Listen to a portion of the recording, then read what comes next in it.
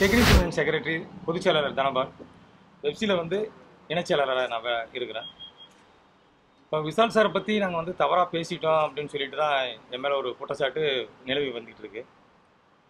ஆனால் குற்றச்சாட்டுங்கிறது வந்து ஏன்னா நான் அவரை பேசுனா அப்படிங்கிறதெல்லாம் வந்து உண்மையிலேயே வந்து எனக்கே அது சரி ஞாபகம் இல்லை. காரணம் என்னன்னு கேட்டிங்கன்னா, நடைமுறையில் இருந்த சம்பளத்தை குறைச்சிட்டாரு. அது குறைச்சி பெப்சிக்கே லெட்டர் அனுப்பிச்சிருக்கிறாரு. அதை அனௌன்ஸ் பண்ணியிருக்காரு. பெப்சியோட வந்து நாங்கள் வேலை செய்ய மாட்டோம், பெப்சி உறுப்பினரோட வேலை செய்ய மாட்டோம், பெப்சிக்கு நம்மளுக்கு இருக்கிற ஒப்பந்தத்தை ரத்து செய்யப்பட்டது அப்படின்னு சொல்லி பேப்பர் மூலியமாகவும் வீடியோ மூலியமாகவும் உங்களுக்கு வந்து எல்லாத்தையும் அறிவிச்சிருக்காரு. அதனால எல்லாருமே இப்போ 30,000 தொழிலாளிகிட்ட இருக்கிறாங்க.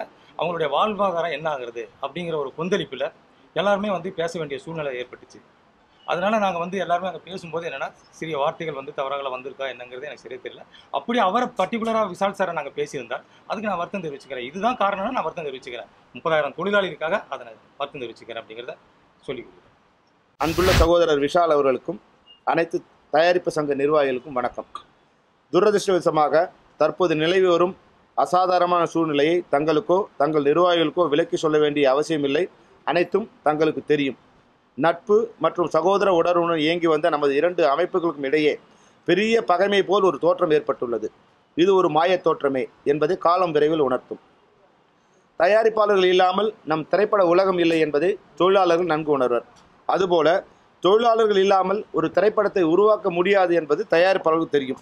இருந்தாலும் தமிழ் திரைப்படத்துறை நன்றாக இருந்தாலும் தங்களுக்கு லாபம் இல்லை, அடியோடு அழிந்தாலும் தங்களுக்கு நஷ்டமில்லை என்ற நிலையில் உள்ள சில நபர்கள் இரு அமைப்புகளுக்கும் இடையே ஏற்பட்டுள்ள உரசலை பெரும் தீயாக்கி குளிர்காய நினைக்கிறார்கள் என்பதே உண்மை. இந்த நபர்களிடமிருந்து தமிழ் திரைப்பட உலகை காப்பாற்ற வேண்டிய அவசியம் நமது முக்கியமான கடமையாகும். சம்மேளனத்தின் தலைவர் பதவிக்கு நான் பொறுப்பேற்றவுடன் அனைத்து சம்மேளன நிர்வாகிகளுக்கும் தொழிலாளர்களுக்கும் நான் விடுத்த முதல் கோரிக்கை, அனைவரும் கட்டுப்பாடுடனும் தொழில் மரியாதையுடனும் நாகரிகத்துடனும் பணிபுரிய வேண்டும் என்பதே ஆகும். தொழிலாளர்களும் வழக்கத்தில் பழக்கமாகி போன சில பழக்க வழக்கங்களை தவிர்த்து கட்டுப்பாடான ஒரு தொழிலாளர் இயக்கமாக மாறி வருகிறார்கள்.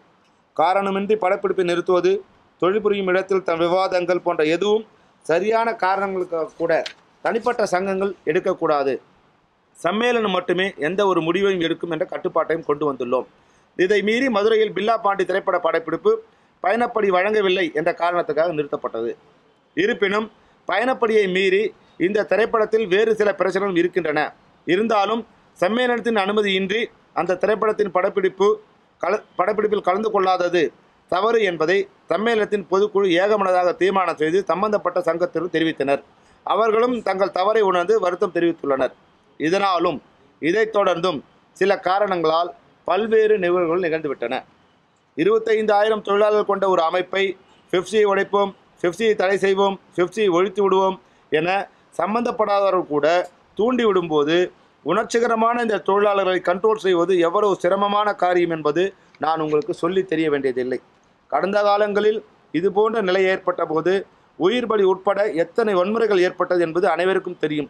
ஆனால் கடுமையான எங்கள் முயற்சியாலும் தமிழ் திரைப்பட இயக்குநர் சங்கத்தின் உதவியாலும் அதுபோன்ற நிலைமை இல்லாமல் தொழிலாளர்களை நாங்கள் அமைதிப்படுத்தியுள்ளோம். இருப்பினும் எங்கள் சம்மேளனத்தைச் சேர்ந்த டெக்னீஷியன் செயலாளர் திரு தனபால் அவர்கள் உணர்ச்சி வசப்பட்டு கோபத்தில் தன் நிலை மறந்து தங்களை பற்றி சில தவறான தரம் தாழ்ந்த வார்த்தைகளை பிரயோகித்துள்ளார். இதற்காக எங்கள் சம்மேளனத்தின் சார்பில் நாங்கள் வருத்தத்தை தெரிவித்துக் கொள்கிறோம். சம்பந்தப்பட்ட சங்கத்தைச் சேர்ந்த திரு தனபால் அவர்கள் பகிரங்க வருத்தம் தெரிவிக்க வேண்டும் என முடிவெடுத்துள்ளோம். அதன்படி நாளை, அதாவது நேற்று அனுப்பிச்ச லெட்டர் இருந்து, அதன்படி நாளை இந்த பத்திரிகையாளர் மற்றும் எந்த பத்திரிகையாளர் மற்றும் ஊடக முன்னிலையில் தவறு நிகழ்ந்ததோ அவர்கள் முன்னிலையே வருத்தம் தெரிவிக்க வேண்டும் முடிவெடுத்துள்ளோம்.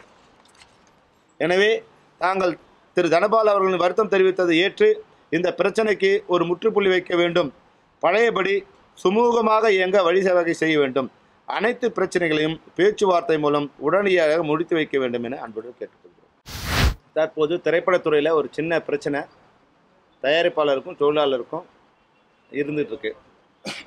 இதை வந்து நீங்கள் ஒரு சகோதர உணர்வோட இந்த பிரச்சனையை வந்து முடித்து வைக்கிற விதமாக உங்களுடைய அணுகுமுறை இருக்கணுங்கிறது தான் நாங்கள் வந்து உங்களுக்கு வைக்கிற ஒரு வேண்டுகோள். இப்போது இது வந்து ஒரு பிரச்சனைன்னா ஏதோ ஒரு சாதாரணமாக நிகழ்ந்த பிரச்சனை இல்லை. தயாரிப்பாளர் சங்கத்துக்கும் தொழிலாளர் சம்மேளனத்துக்கும் சம்பளம் தொடர்பான அனைத்தும் வந்து பேசி கையெழுத்திட்டாச்சு. அதனால் வந்து அதில் எந்த பிரச்சனையும் இல்லை. எங்களுக்கு என்ன சம்பளங்கிறத தயாரிப்பாளர்களும் ஏற்றுக்கிட்டாங்க, நாங்களும் ஏற்றுக்கிட்டோம். அதில் யாருக்கும் எந்த டிஸ்பியூட்டும் இல்லை. ஆனால் பொது விதிகள் தொடர்பாக சில பேச்சுவார்த்தை நடத்த வேண்டியிருக்கு. அப்போ ட்ராவல் பண்ணும்போது என்ன சம்பளம் கொடுக்கறது, எப்போ ஆரம்பிக்கிறது, எப்போ முடிக்கிறது, யார் யாருக்கு என்ன ட்ராவல் பேட்டா கொடுக்கறது, இது மாதிரியான பிரச்சனைகளை பேசி முடிக்க வேண்டியிருந்தது. அது கடந்த நிர்வாகம், தயாரிப்பாளர் சங்கத்தில் இருந்த நிர்வாகம் சரி, இங்கே இருந்த நிர்வாகமும் அதை பேசி முடிக்கலை. இது வந்து ஒரு ஒரு 3 மாதமாகவும்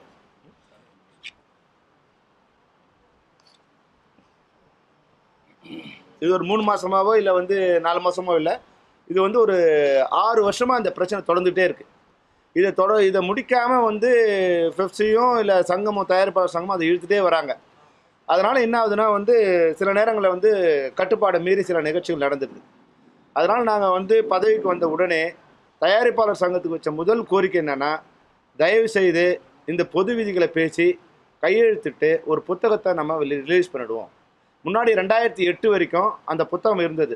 ஏதாவது பிரச்சனைனா எப்படி வந்து ஒரு ஐபிசி புக்கு மாதிரி கோர்ட்டுக்கு போனால் கூட என்ன அந்த சட்டப்படி தான் நடக்கணும். அது இருந்திருந்தால் 2008 வரைக்கும் அந்த புக்கை பிரிண்ட் பண்ணாங்க. அதுக்கப்புறமா பல்வேறு காரணங்களால் அதை வந்து பிரிண்ட் பண்ணவே இல்லை. வெறும் வாய் வார்த்தையோடவே சில இருந்ததால் அது அப்படியே வந்து இழுத்துட்டு அந்த பிரச்சனை வந்துட்டே இருந்து அதை இப்போ முடிச்சு வைக்க வேண்டிய கட்டாயத்தில் இருக்குது. நாங்கள் வந்த உடனே விஷால் சாருக்கு வந்து ஒரு வேண்டுகோள் வச்சோம். சினிமாவில் நடக்கிற பல்வேறு பிரச்சனைகளுக்கு இது என்ன கொடுக்கணும், என்ன வாங்கணுங்கிற ஒரு எழுத்துப்பூர்வமான இது இல்லாததால தான். அதனால் இந்த பொது விதிகளை உடனடியாக பேசி முடிங்க அப்படின்னு அவங்களுக்கு ஒரு வேண்டுகோள் கொடுத்தோம். நாங்கள் பிப்ரவரி மாதம் வந்தோம், மார்ச் மாதமே கொடுத்தோம், ஏப்ரலுக்குள்ளே இதை முடிக்க சொன்னோம், மேக்குள்ளே இதை முடிக்க சொன்னோம். அப்போ தியேட்டருக்கும் அவங்களுக்கு வந்த பிரச்சனையில் அது அப்படியே தள்ளி போச்சு.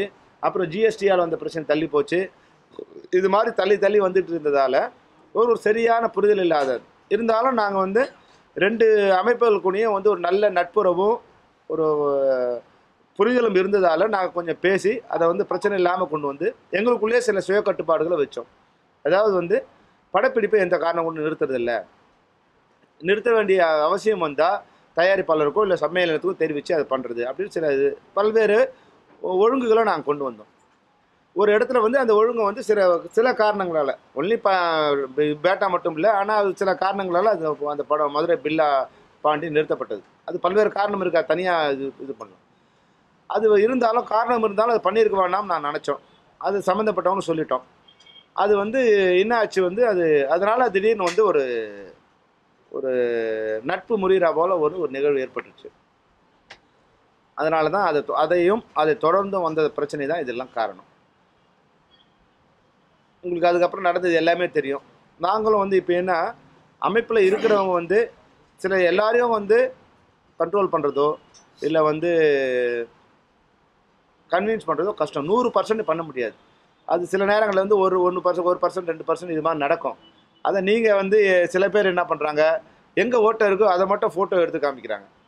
98% வந்து நாங்கள் ஓட்டை அடைச்சாலும் சில இடங்களில் ஓட்டை இருக்கும்போது அந்த ஓட்டையை வரும்போது அந்த ஓட்டை தான் தமிழ் இண்டஸ்ட்ரி மாதிரி ஆகிடுது. அப்புறம் அவங்க அதை காரணம் காட்டி எங்களை திட்டுறது, அவங்க திட்டுறதை காரணம் காட்டி நாங்கள் திட்டுறது, இதே மாதிரி ஆயிடுச்சு. அதனால் வந்து நாங்கள் வந்து சண்டை போட நாங்கள் தயாராக இல்லை. ஏன்னா இண்டஸ்ட்ரி எந்த மோசமான நிலைமையில் இருக்குது எங்களுக்கு தெரியும். சண்டையை ஆரம்பிக்கிறது மட்டும்தான் ஈஸி, முடிக்கிறது ரொம்ப கஷ்டம். அது எல்லாம் எங்களுக்கும் தெரியும், அவங்களுக்கும் தெரியும். அது பொறுப்பில் இருக்கிறவங்களுக்கு தான் தெரியும், வெளி ஆட்களுக்கு அதை பற்றி தெரியாது. அப்போ என்ன பண்ணுறாங்க வந்து அவங்க அன்னெசரி கமெண்ட்ஸ் பாஸ் பண்ணுறாங்க. அது என்ன இருக்குது, கூட இருக்கிறவங்க வந்து அது உசுப்புது. அதனால தான் வந்து இந்த பிரச்சனை முடியாமல் இருக்கிறதுக்கு அமைப்புகள் மட்டும் இல்லை, அமைப்பில் மீறி வெளியே இருக்கிறவங்க சில பேரோட காரணம் கூட இது நடந்துகிட்டு இருக்கு. நேற்று நைட் தான் சார் இது முடித்தோம். நேற்று 9 மணி அனுப்பிச்சிருக்கோம். அதனால் வந்து இன்னைக்கு தான் வரணும். ஒரு வேறு ஊரில் இருக்காரா இல்லை இடத்துல இருந்தாலும் வந்து நேற்று அனுப்பிச்சிட்டோம்.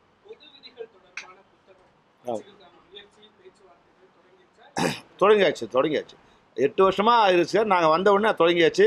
ஒரு 50% தாண்டிட்டோம். இன்னும் ஒரு 30-40% இருக்குது. அது கொஞ்சம் கடினமான இது. அதில் ஒரு முடிவு எடுத்து தான் ஆகணும். அதில் வந்து 2 பேருக்கும் அதில் வந்து விட்டு கொடுக்குற தன்மையும் இருக்குது, விட்டு கொடுக்க முடியாத இடமும் இருக்குது. அது ஒரு காம்ப்ரமைஸாக தான் அது வரணும். அது வந்துச்சுன்னா இந்த பிரச்சனையும் இருக்காது.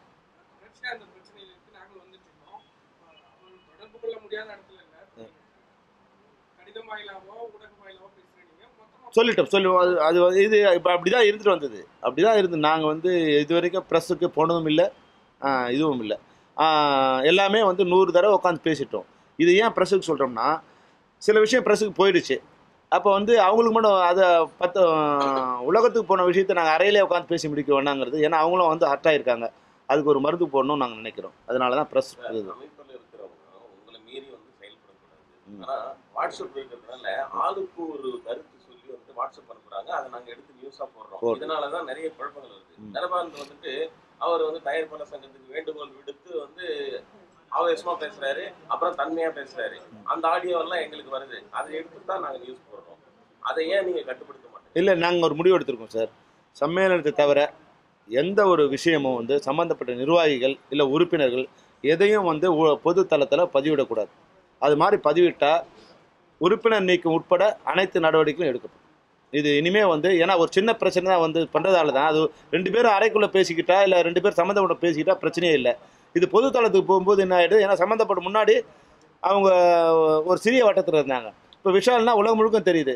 உடனே அதை வந்து பத்திரிகைகளோ மற்ற ஊடகங்களோ அது பெருசு பண்ணிடுது. அப்போ உலகத்துக்கு தெரிஞ்சிடுது. அப்போ அதனால் வந்து சம்மந்தப்பட்டவங்க யாரும் வந்து வாட்ஸ்அப்பில் எந்த விதமான கருத்தையும் தெரிவிக்கக்கூடாது. நல்லது கெட்டது எதுவாக இருந்தாலும் சம்மந்தப்பட்டவங்க கூட நேரடியாக பேசி முடிச்சுக்கணுங்கிறத நாங்கள் வந்து நேற்று ஒரு முடிவு எடுத்துருக்கோம்.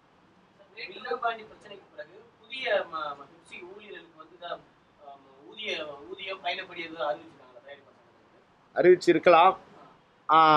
இது எல்லாமே கோவத்தை அவர் ஒன்று சொன்னால் இவர் ஒன்று சொல்கிறது தான். அதெல்லாம் வந்து பேசின சம்பளத்தை திரும்ப பெறுதலுங்கிறது எந்த இதுவும் கிடையாது. அது நடக்கவும் நடக்காது. அது அவங்களுக்கும் தெரியும். இருந்தாலும் கோவத்தில் சில முடிவு எடுப்போம் இல்லையா, அது மாதிரியான முடிவுகளாக தான் அது. தொழிலாளர்கள் ஆமாம்மா, நிச்சயமாக ஏற்றுக்கிட்ட பிறகு தான் நாங்கள் சொல்ல முடியும்.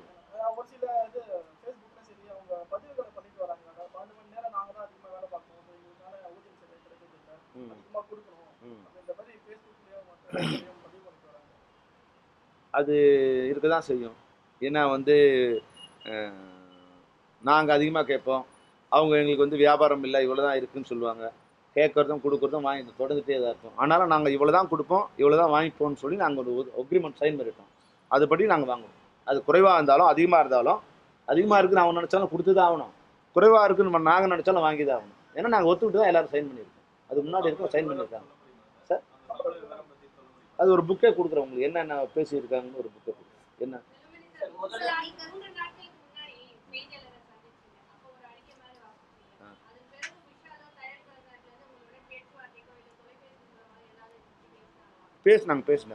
பேசினாங்க. அவங்க சொன்னாங்க வந்து இது மாதிரி நீங்கள் வந்து ஒரு எங்கள் சம்மந்தப்பட்டவங்க பண்ணியிருக்காங்க, நீங்கள் வந்து அவங்க மேலே நடவடிக்கை எடுக்காமல் வந்து நீங்கள் போனது, அதனால தான் அந்த பிரச்சனைனாங்க. உண்மையாக அதனால தான் அந்த பிரச்சனை. அந்த பிரச்சனையை இது முடிச்சு வைக்கணும். இப்போ தனபால் சொன்னது தான் பிரச்சனைன்னா அந்த பிரச்சனையை நாங்கள் முடிச்சு வைக்க விரும்புகிறோம். இல்லை, தனிப்பட்ட ஒருவர் அவர் செய்த செயலுங்கிறாங்க. இப்போ அந்த செயல் நடக்காம நாங்கள் பார்த்து இப்போ வந்து சம்பள உயர்வு எதுவும் இல்லை. அவங்களோட காரணம் வந்து பில்லா பாண்டி படத்தை நிறுத்திட்டாங்க, அதுதான் அவங்களோட காரணம். நாங்கள் அந்த காரணத்துக்கு விலக்கி இனிமேல் அது மாதிரி நடக்காது, 100% நடக்காதுன்னு வந்து உறுதி கொடுத்துருக்கோம். ரிட்டர்னில் கூட கொடுக்கணும், அது அக்ரிமெண்ட் போடுவோம். அப்புறம் அது சம்மந்தமாக நடந்தது வந்து சில வார்த்தைகள் வந்திருக்கு, அதுக்கும் ஒரு முற்றுப்புள்ளி வைக்கணும். ஏன்னா பிரச்சனை வேற இருக்குது, அதை பேச வேண்டியிருக்கு. நம்ம பிரச்சனையை விட்டுட்டு வேற இதில் டைவர்ட் பண்ணுவோம்னா நாங்கள் நினைக்கிறோம்.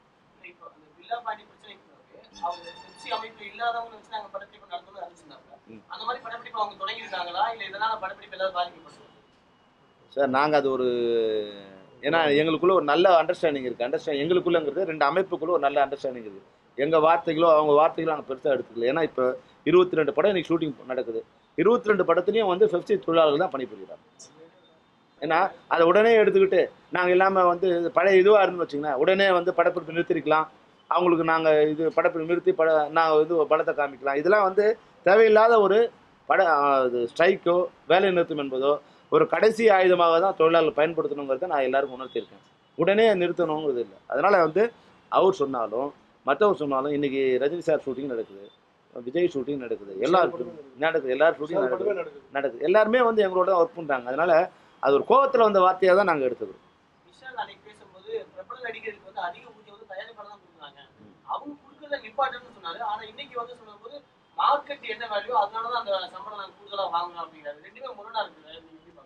அந்த கேள்வி தவிர்த்துலாம் நினைக்கிறேன் நாங்கள். ஏன்னா எல்லாம் அவங்க கூட எங்கள் அமைப்பில் ஒரு உறுப்பினர் இருக்காங்க. அது ஒரு ஒழுங்கு பண்ணி அது கொடுக்க முடிஞ்சால் கொடுக்கட்டும், தயாரிப்பாளர்கள் வாங்க முடிஞ்சால் வாங்கிட்டோம். நடிகர்கள் அனைவருமே கூட இந்த அமைப்பில் உறுப்பினராக இருக்காங்க. அவங்கள பற்றி கருத்து தெரிவிக்கிறது கூட அவங்களுக்கு எதிரான அது அதிகமாக கம்மியாங்கிறத தயாரிப்பாளர் தான் முடிவு செஞ்சுக்கணும். அதனால் அவங்க தயாரிப்பாளர்கிட்ட அந்த பொறுப்பை விட்டுறது நாங்கள் இருக்கோம்.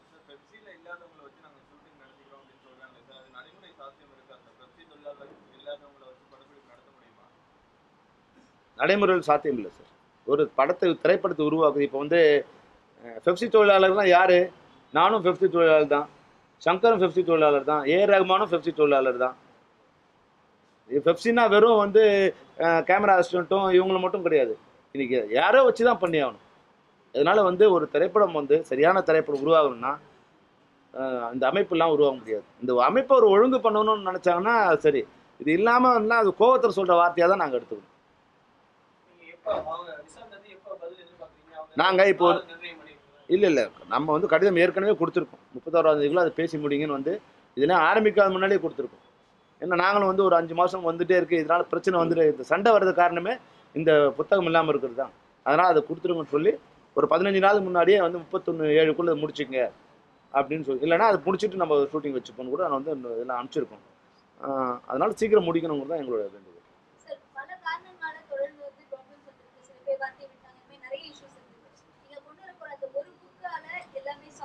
இல்லை அந்த ஒரு காரணத்தால் தான் எனக்கு சண்டை நடக்குது.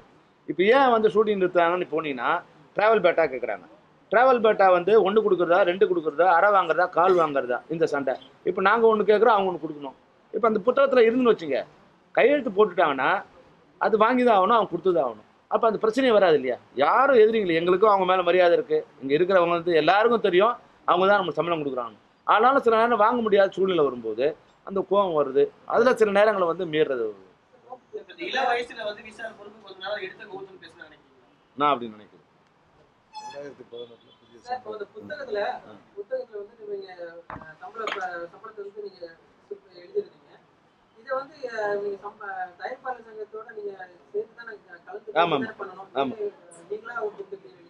நான் பண்ணல. இல்லை அவங்க தான் இப்போ அவங்க தான் பண்ணணும். நாம் இந்த புத்தகங்கிறது 2 அமைப்புகளும் சேர்ந்து புத்தகம் என்னன்னா ஒரு அக்ரிமெண்ட். அதில் வந்து 24 அக்ரிமெண்ட் இருக்கும். பெப்சிக்கும் சங்கத்துக்கும், ஒவ்வொரு சங்கத்துக்கும் தயாரிப்பாளர் சங்கத்துக்கும். அப்போ 24 அக்ரிமெண்ட் அதில் இருக்கும். அது சேர்ந்தது தான் புத்தகம். அந்த ஒப்பந்தத்தில் தயாரிப்பாளர் சங்கமும் கையெழுத்திடணும், பெப்சியும் கையெழுத்திடணும், அந்த சங்கமும் கையெழுத்திடணும். சார் 40 வருஷமாக இருக்குது சார். ஒரு சின்ன கரெக்ஷன் அப்பப்போ பண்ணிகிட்டே வருவோம். சம்பளத்துக்கும் 3 வருஷத்துக்கு ஒரு. இப்போ 2018 முடியுது. இப்போ ஏற்கனவே 1 வருஷம் 2 வருஷம் ஆயிடுச்சு. இன்னும் வருஷத்துக்குள்ளே அடுத்த சம்பளம் பேசணும். இது இவ்வளோ நாள் அதுக்குண்டான ஜெனரல் கண்டிஷன் பேசாமல் இருக்காங்க. இதை பேசி முடிச்சுட்டாங்கன்னா இந்த பிரச்சனை முடியும். அது ஒரு 15 நாள் இருக்கும் சார். அது அதில் தான் பேச்சுவார்த்தை தொடர்ந்தது. அது கொஞ்சம் ஏறக்குறைய 50-60% முடிச்சிருக்கும்.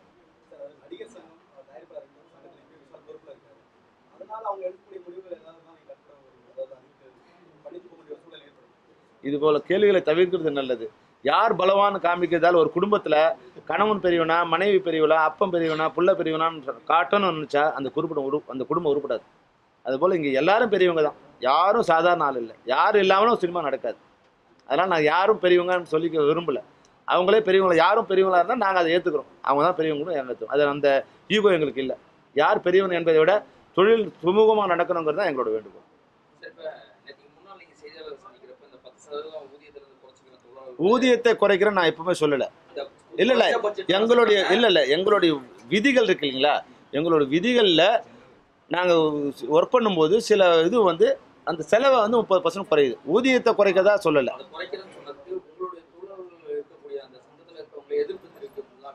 இருக்கும், அது இருக்க தான் செய்யும். ஏன்னா அது வரும்போது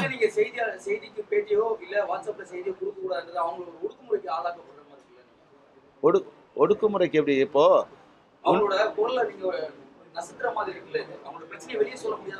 பிரச்சனை எங்க சொல்லணும்? உங்களுக்கு சொல்லணுமா, எங்களுக்கு சொல்லணுமா? எங்ககிட்ட சொல்லலாம். சொன்ன பிறகு ஒரு முடிவு. அமைப்புங்கிறது என்ன? மெஜாரிட்டியான தொழிலாளர்கள் ஏற்படுத்தும். பிரச்சனை வரும்போது அதை சம்மந்தப்பட்ட சங்கத்துக்கிட்டையோ இல்லை சம்மந்தப்பட்ட நிர்வாகத்துக்கிட்டையோ இல்லை சம்மேளனத்துக்கிட்ட தான் சொல்லணுமே தவிர பத்திரிகையாளர்கிட்டையோ இல்லை பொது தளத்திலேயோ சொல்றதால அவங்களுக்கு ஏதோ லாபம் இருக்கா? லாபம் கிடையாது. அதனால் இருக்கிற சுமூகம் சீர்குலையுமே தவிர அதனால் எந்த லாபமும் கிடையாது. முறையிட்டவங்களும் அவன் முறையிட்டவங்க இருக்காங்க இல்லையா, அது அந்த நிர்வாகிகள் முறையிட்டிருக்கணும். முறையிட்டாங்க. இப்போ அவங்ககிட்ட அது அவங்க தெரியாதவங்களும் அது விலக்கி சொல்கிறோம். ஏன் இதனால் என்ன நடந்திருக்கு, அவங்க நினைக்கிற மாதிரிலாம் இல்லைங்கிறத விலக்கி சொல்லணும். ஏற்றுக்கிட்ட பிறகு தான் இப்போ வந்து அவங்க வந்திருக்காங்க. ஏற்றுக்காமல் நாங்கள் உட்கார முடியாது. வரலாம், தெரியாதவங்க வரலாம், தெரியாதவங்க மறுபடியும் விளக்குவோம். இல்லை அவர் தான் அவர் தனபாலே பேசுவார், அவரே பேசுவார்.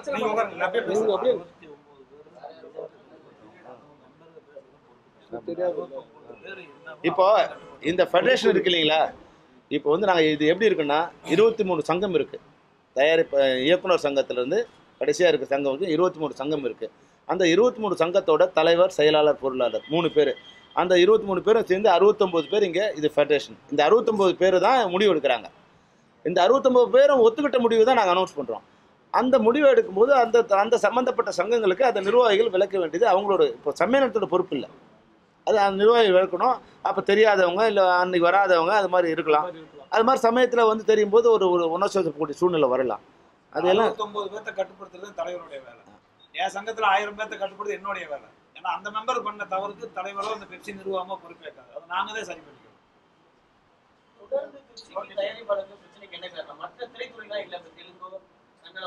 இல்ல நீங்க இல்லன்னு உங்களுக்கு தெரியாது. நீங்க அங்க இல்ல, இங்கதான் வந்து சுமூகமா நடக்கிறது.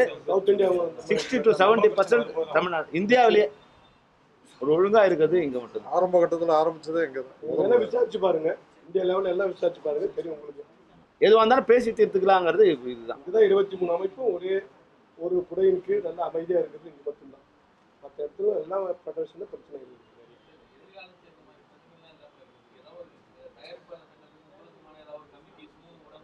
அது வைக்கிறோம் சார். அது ஒரு ஜாயிண்ட் ஆக்ஷன் கமிட்டி ஒன்று ஃபார்ம் பண்ணுறோம். அது வந்து ப்ரொடியூசர் கவுன்சிலும் நாங்கள் இன்னும் வந்து நடிகர் சங்கம் கூட அதில் இருந்தால் நல்லா இருக்கும் சொல்லியிருக்கோம். அப்போ வந்து எல்லாருமே வந்து ஒரு கவர்ன் பண்ணுறதுக்கு ஒரு அமைப்பு இருக்கணும்னு சொல்லியிருக்கோம். நான் ஒரு வேண்டுகோள் வச்சுருக்கோம். முன்னாடி இருந்தது, முன்னாடி இப்ராஹிம் ராவத்தர் இருக்கும்போது producer council, Pepsi, directors union, நடிகர் சங்கம், அப்போ விஜயகாந்த் சார் அதில் இருந்தார். அப்போ 4 பேர் இருந்த ஒரு அமைப்பு இருந்தது.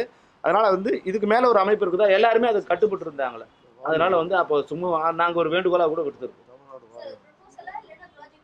ப்ராஜெக்ட்ல இருக்குவாங்க, ப்ரப்போசல் கொடுத்துட்டு அவங்க கூட அக்செப்ட் பண்ணிட்டாங்க. ப்ரொடியூசர் கவுன்சில் கூட அக்செப்ட் பண்ணிட்டாங்க. ஏற்கனவே இருந்துட்டாரு, இடையில கொஞ்சம் நடைமுறைப்படுத்தாம ஒரு 7-8 வருஷம் கிடப்பில் போட்டாங்க. இல்ல இப்போ அவர் தனபால் வேணுமா சொல்லிட்டாங்க. தனபால் அவர் சொல்வார்.